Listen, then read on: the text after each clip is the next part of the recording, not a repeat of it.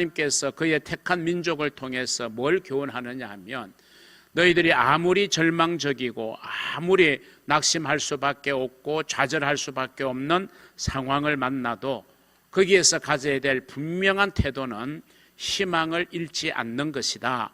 이것을 오늘 이사야 선지자를 통하여 나라를 빼앗겨버린 채 절망 속에 처해 있는 그 시대의 이스라엘 백성들에게 오늘 이사야가 주는 희망의 메시지, 바로 그 메시지는 희망을 포기하지 말아야 된다라고 하는 메시지입니다. 우리 민족 또한 유구한 역사 속에 정말 많은 어려움을 겪어왔던 민족이었죠. 나라를 잃어버리고 또 압제를 당하고 또 강대국의 틈바구니 속에서 침략 전쟁도 수없이 일어났고, 이런 역경 속에서도 오늘 세계 위에 우뚝 선 우리 대한민국을 이룰 수 있었습니다. 그 과정 속에 참 우리가 감사하고 하나의 희망이라고 할 수 있는 것은, 이 땅에 선교사들이 정말 마음으로 그리스도의 사랑으로 복음을 전해주고 순교의 그 처절한 박해 속에서도 포기하지 않고 이 땅에 복음을 전해주셨고, 그 복음을 우리 민족들이 받아들여서 정말 우리 방방곡곡 교회가 없는 곳이 없을 정도로 교회가 세워지고 수많은 그리스도인이 생겨나면서 정말 그들이 나라와 민족을 위해서 하나님 앞에 기도하고 이 나라 이 민족을 하나님이 붙들어 주시도록 기도하던 그 기도의 소리가 오늘의 대한민국을 있게 만드는 참 중요한 요인이 되었다. 저는 그렇게 확신하면서 정말 이 힘들고 어려운 때도 우리 개인적으로나 가정적으로나 교회적으로나 또는 국가적으로 어려운 때에 그래도 우리가 가져야 될 분명한 태도는 희망이라는 사실입니다. 오늘 희망의 새날을 바라보자, 이런 제목의 말씀이 저와 여러분에게 큰 은혜가 되기를 먼저 주님의 이름으로 소원합니다. 우리가 살아가는 순간순간 정말 해야 할 일이 있다고 하면 저는 그것을 감사하는 것이다, 이렇게 단호하게 말씀드리고 싶습니다. 우리는 어떤 순간을 맞이해도 우리가 할 일은 감사하는 일이다. 왜? 우리는 하나님이 살아계시고 하나님이 우리를 위해서 일하시는 분임을 믿는 믿음의 사람들이기 때문에 우리는 어떤 상황을 만나도 우리는 그 상황 속에서 감사할 수 있어야 된다는 사실을 기억하시기를 바랍니다. 우리 다 함께 믿음의 고백으로 이렇게 인사 한번 했으면 좋겠습니다. 지금까지 지내온 것이 하나님의 은혜였습니다. 지금까지 지내온 것이 하나님의 은혜였다. 저는 그렇게 믿고 살아갑니다. 물론 우리가 지나온 날들을 생각할 때 어떤 면에서 아픈 기억도 많고 고통의 기억도 있고 기쁨보다는 슬픈 기억이 더 많은 것만 같은 그런 삶을 내가 비록 지나왔을지라도, 그럴지라도 모든 것을 합력하여 선을 이루시는 하나님을 바라보면서 정말 감사하는 마음으로 매 순간순간의 삶을 살아가는 사람들, 그게 바로 진짜 믿음의 사람들이라고 저는 믿습니다. 우리의 처한 환경, 또 어떤 여건, 상황, 이게 간단하지가 않을지라도 우리는 현실만을 보지 말고 오늘 현재만을 보지 말고 오늘 본문에서 새 일을 행하신다고 말씀하시는 하나님을 바라보시기를 바랍니다. 오늘 본문에서 하나님께서는 우리에게 이렇게 말씀하고 있습니다. 18절에서 19절 상반절까지 보시면 너희는 이전 일을 기억하지 말며, 비록 이전 일이 나에게 아픔이고 고통이고 슬픔이었다 할지라도 그것을 기억하지 말고 옛날 일을 생각하지 말아라. 이 말은 지나간 것에, 옛날 것에 너희들이 매여 있지 말라는 이야기입니다. 그러면서 보라, 내가 새 일을 행하리니. 우리가 과거를 바라보는 자가 아니라 미래를 바라보는 자의 삶을 살아야 된다는 것입니다. 이제 내가 나타낼 것이라, 이렇게 말씀하고 있습니다. 절망의 좌절 속에 있던 그 옛날 이스라엘 백성들에게 너희들의 현실만 보고 절망하거나 좌절하지 말고 하나님께서 이루실 새 일을 바라보는 희망을 가지고 새날을 바라보는 삶을 살아라고 권면하고 있는 말씀입니다. 오늘 우리에게 그렇게 하나님은 말씀합니다. 비록 지금 너의 처한 환경이, 네가 걸어온 지난 날들이 정말 힘들고 어렵고 또 환경과 여건과 처지와 형편이 정말 지금 너를 힘들게 할지라도 그것 때문에 네가 매여 있거나 좌절하거나 절망하거나 낙심하지 말고 너에게 새로운 일을 행하실 하나님을 바라보면서 희망을 가지고 달려가고 살아가라고 하는 주님의 소중한 권면의 말씀입니다. 그러면 오늘 여러분과 함께 나눌 말씀의 내용이 뭐냐? 이렇게 희망의 새날을 바라보고 살아가야 되는 저와 여러분, 그러한 삶의 자세가 어떠해야 하는가? 이것이 오늘 본문을 통해서 우리가 교훈받고자 하는 귀한 말씀의 내용입니다. 그 첫 번째는 우리의 삶의 내리막에서도 우리는 감사해야 한다는 것입니다. 우리의 삶을 오르막과 내리막으로 우리가 한번 생각해 볼 수 있어요. 내 삶의 오르막의 순간도 분명히 있을 겁니다. 그때는 희망이 있고 또 기쁘고 감사하고 막 들떠고 흥분될 수 있겠죠. 또 그러다가 내 삶이 내리막길로 치닫고 있다라고 느껴지는 순간은 또 우리에게는 참 좌절이 되고 낙심이 되고 원망이 되고 불평도 되고 짜증도 나고 희망을 상실할 수도 있는 거잖아요. 이 원칙에 반하여 살았던 사람은 저는 이 세상에 한 사람도 없다.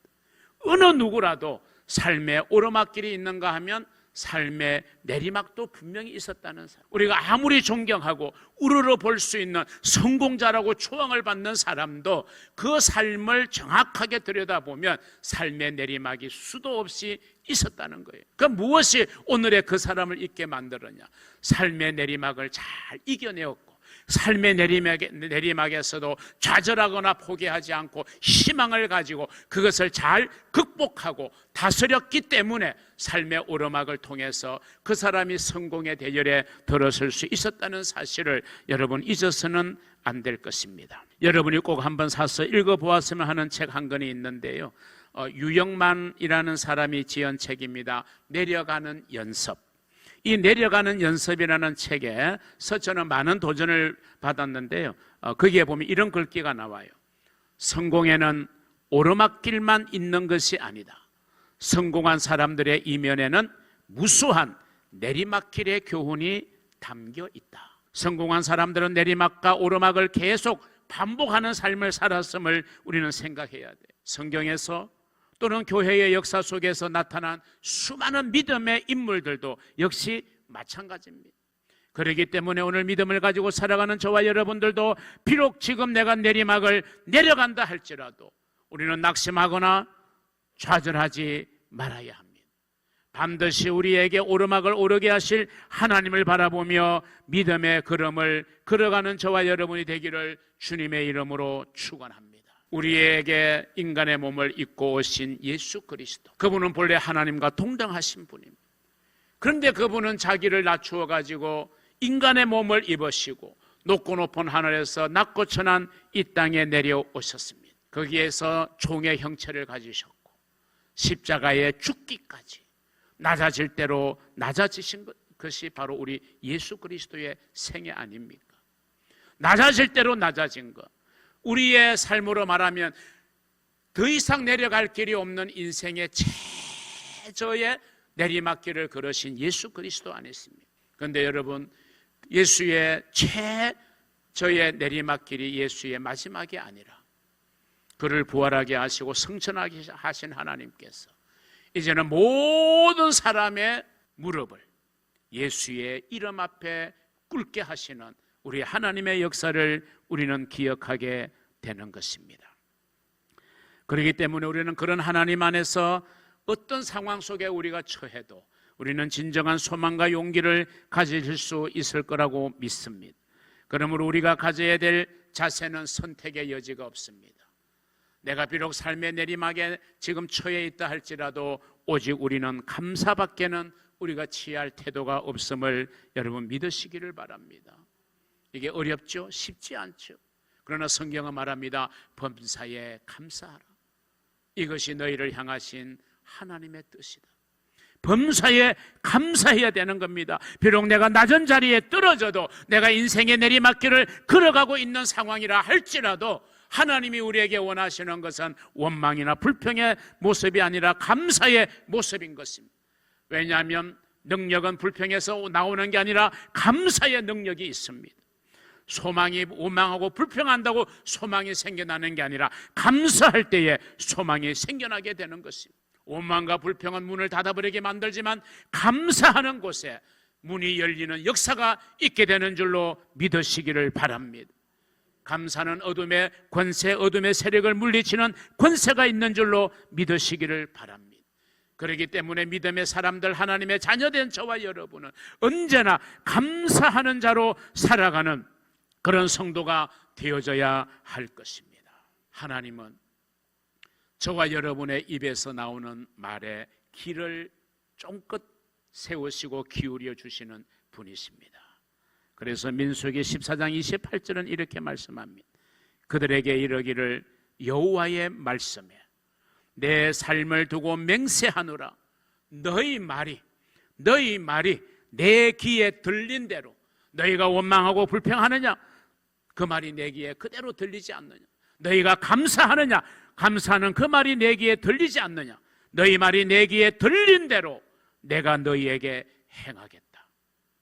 우리가 이 말씀을 정말 하나님의 진리의 말씀으로 우리가 생각한다면, 우리가 하나님의 귀에 어떤 말이 들리게 해야 되겠는지는 우리 스스로가 충분히 생각하고도 남음이 있을 것입니다.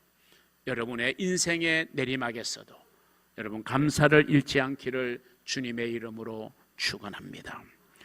두 번째, 새날을 바라보는 사람의 삶의 자세, 과거에 얽매이지 말아야 한다라고 하는 것입니다.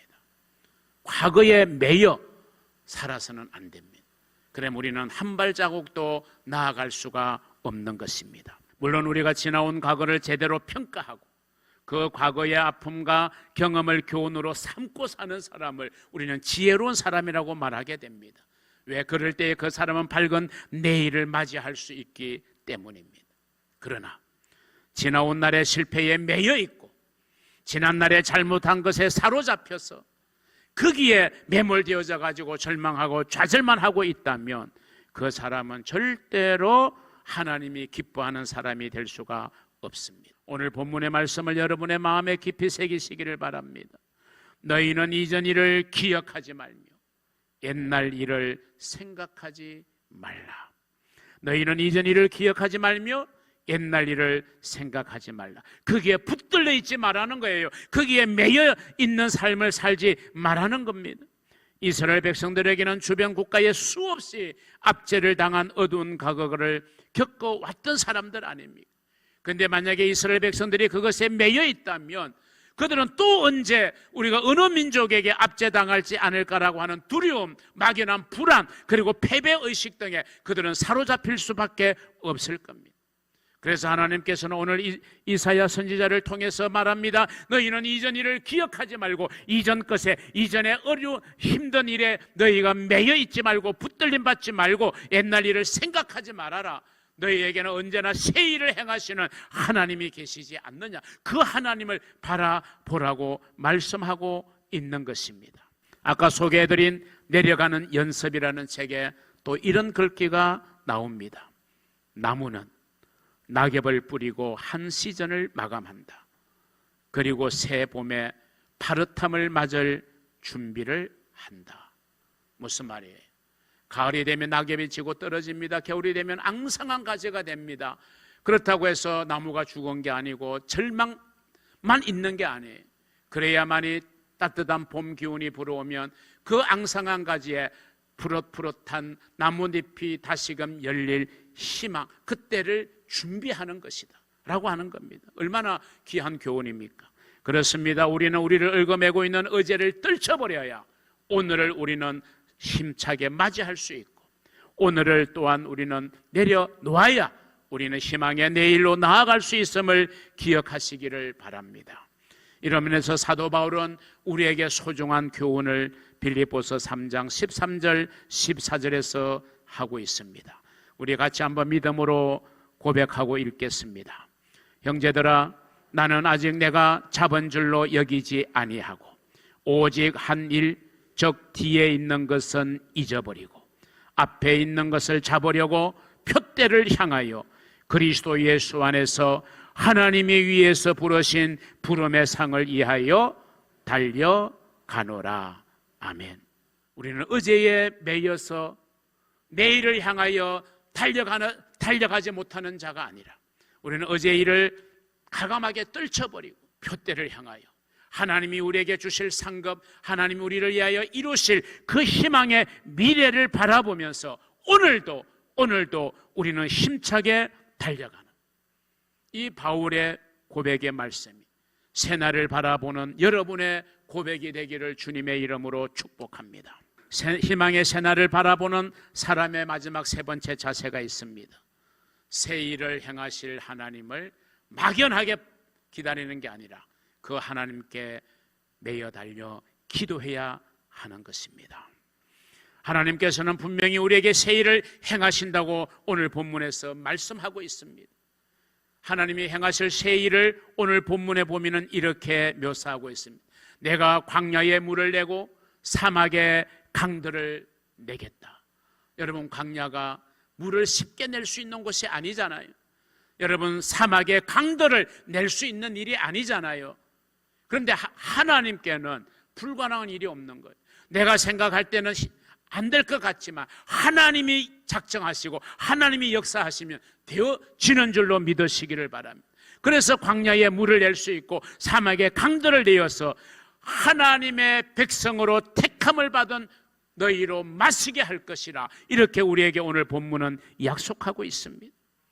그래서 우리는 이런 놀라운 기적을 체험할 때 그들로 하여금 하나님을 찬송하게 할 것이라는 것으로 오늘 본문의 말씀은 맞춰지고 있습니다. 이것이 얼마나 우리에게 엄청난 소망을 주는 말씀입니다. 저와 여러분은 확신하시기를 바랍니다. 우리는 하나님의 영광과 하나님의 찬송을 위하여 선택받고 부름받고 세움받은 하나님의 자녀라는 사실을, 그렇기 때문에 하나님은 하나님의 자녀들을 결코 절망과 낙심과 어려움 가운데 그대로 내버려 두지만은 않으십니다. 절망 가운데 살아가도록 그렇게 우리를 내버려 두지 않으십니다. 하나님은 그 속에서도 우리를 위하여 일하시고 우리를 도우시고 우리를 중보하시는 분인 줄로 믿으시기를 바랍니다. 그렇기 때문에 우리가 할 일은 어떤 상황 속에서도 우리가 그런 하나님을 바라보며 기도하는 성도들이 되어야 할 것입니다. 우리는 결코 실패나 좌절이나 패배의식에 사로잡히지 말고 새 일을 행하실 하나님을 기대하며 매일매일 기도의 자리로 나와야 할 것입니다. 너는 내게 부르짖어라. 내가 내게 응답하겠고 네가 알지 못하는 크고 비밀한 일을 너에게 보여줄 것이라고 말씀하고 있지 않습니까? 빌립보서 4장 6절로 7절에서 바울은 이렇게 말합니다. 여러분이 아무것도 염려하지 말고 다만 모든 일에 기도와 간구로 너희 구할 것을 감사함으로 하나님께 아뢰라. 여러분, 우리가 살아가는 삶의 순간순간마다 해야 될 일이 감사라는 말씀을 제가 서두에 드렸습니다. 우리가 감사함으로 하나님께 기도하면 모든 지각에 뛰어난 하나님의 평강이 그리스도 예수 안에서 너희의 마음과 너희의 생각과 너희의 형편과 너희의 입장을 지켜주실 것이다. 할렐루야. 믿음의 마음으로 기도 부흥회에 결단하고 기도의 자리로 나오시는 여러분이 되시기를 주님의 이름으로 축원합니다. 여러분, 악기 가운데 기타라는 악기를 여러분이 다 아실 겁니다. 우리가 가장 많이 접할 수 있는 손쉬운 악기라고 생각이 되어지죠. 여러분, 이 기타는 당연히 손으로 연주하는 악기 중에 하나입니다. 그렇기 때문에 손이 없이 기타를 연주하는 것은 불가능하다. 이것이 일반적인 사람들의 생각이라고 볼 수 있습니다. 그래서 발가락으로 기타를 연주한다는 것은 상상이 잘 되지를 않죠. 그런데 이런 고정관념을 깨트린 사람이 있었습니다. 두 팔이 없이 두 발로만 기타를 멋지게 연주하는 사람, 그가 토니 멜렌데즈라는 사람입니다. 이 토니 멜렌데즈는 1962년 9월 1일 중미의 니카라과에서 태어났습니다. 이 토니 멜렌데즈는 저보다 한 2살 아래 동생이죠. 저보다 2년 후에 태어났으니까요. 자, 그는 불행히도 두 팔이 없는 상태로 태어났어요. 그의 어머니가 이 토니를 임신했을 때 너무 입덧이 심해가지고 고통스러워서 탈리도미데라고 하는 이 약을 가끔씩 많이 복용을 하게 되었고, 그 부작용 때문에 그 어머니의 몸에서 태어났을 때 이 토니는 두 팔이 없이 태어나게 된 겁니다. 그는 두 팔이 없이 살다가 보니까 주위의 따가운 시선 또 냉대를 받으면서 살았습니다. 아들의 장례를 걱정한 토니의 아버지는 미국으로 이주를 해야겠다는 결단을 하게 됩니다. 그래서 이제 미국에 이주하여 사는 토니에게 인생의 전환점이 찾아오게 돼요. 토니가 16살 되던 해에 우연히 기타를 잡게 되는 계기가 있었습니다. 그는 이내 기타에 빠져들게 되면서 기타를 통해서 그는 희망을 가졌습니다. 팔도 없는 장애우가 두 손으로도 연주하기 힘든 기타 연주를 손가락보다 훨씬 길이가 짧은 발가락만을 사용해서 기타를 연주하겠다는 이 토니의 가상한 발상은 주위를 놀라게 했습니다. 두 손으로 쉽지 않는 기타 연주를 발가락만을 사용해 기타를 치기를 시작했습니다. 누구의 도움도 없이 스스로 악보 보는 법을 익히고 코드 잡는 법을 연구했습니다. 짧은 발가락으로 코드를 잡는 것과 또 줄을 튕기는 작업이 쉬운 일이 아니었기에 그는 그 과정 속에서 발가락이 부러뜨고 갈라지고 피가 나고 굳은 살이 배기기를 무한 반복하면서 토니의 기타의 연주 실력도 일취월장하기를 시작했습니다. 자신감을 얻은 토니는 때와 장소를 가리지 않고 발가락으로 기타를 연주를 하여 수많은 사람들에게 놀라움과 함께 감동을 선사하기에 충분했습니다. 토니는 그 당시 자신이 살고 있던 미조리주의 초등학교를 왕래하면서 자신처럼 고난과 역경을 겪고 있는 어린아이들에게 꿈과 희망을 전하는 것이 그의 삶의 큰 목표가 되었고, 토니가 가졌던 원대한 꿈은 희망을 잃고 사는 사람들에게 다시 한번 도전할 수 있는 용기를 주는 것, 이것이 토니의 원대한 꿈이었습니다. 이 토니 멜렌데즈의 실력과 명성이 날로 높아졌고 재능 있는 작곡가로 인정을 받았고 마침내 1987년 첫 앨범을 발표해서 캐치 박스 잡지사와 가스펠 음악협회로부터 그 해의 최고 신인 아티스트 후보에 오르기도 했습니다. 이 토니가 했던 유명한 말이 있습니다. 여러분 모두는 항상 기적을 누리고 있습니다. 여러분에게는 두 팔이 있다는 것이 기적이고 그 팔을 움직일 수 있다는 것 또한 기적입니다. 나에게는 없는 기적을 여러분들은 매일 매시간 마음껏 기적을 행하실 수 있습니다. 그러므로 여러분은 이제부터는 더 이상 할 수 없다고 말하지 마십시오. 왜냐하면 여러분은 엄청나게 많은 일을 할 수 있는 능력이 있기 때문입니다. 두 팔이 없는 토니의 이야기이기에 우리에게는 더 깊은 울림과 감동이 있습니다. 토니는 두 팔이 없이 장애로 태어난 것에 대해서 원망하거나 좌절한 채 살지 않았습니다. 그는 주어지는 환경에서 최선을 다했고 하나님 앞에 기도할 때마다 그 자신에게 주어진 것에 감사하면서 있는 것에 충실하였고 자신의 꿈을 성취하기 위해서 엄청난 피와 땀과 눈물을 그는 흘려야 했습니다.